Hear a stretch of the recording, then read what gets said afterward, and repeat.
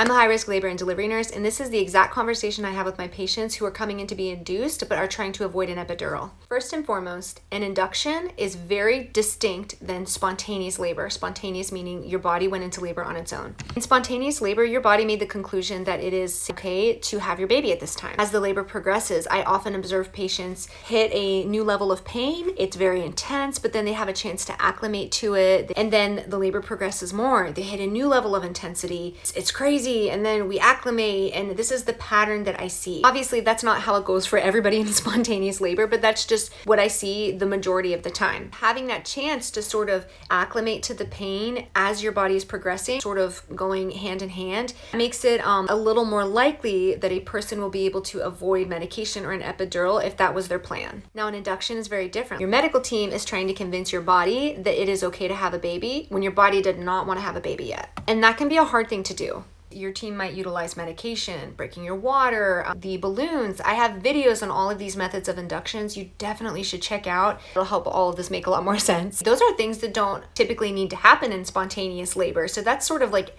added measures that are all pretty intense in and of themselves. And then you throw in that it can be very long and it can take time to convince your body that this is okay to do. So what I often see in inductions, this is anecdotal. This is what I observe as a nurse. These aren't studies that I'm pulling from, so just know that.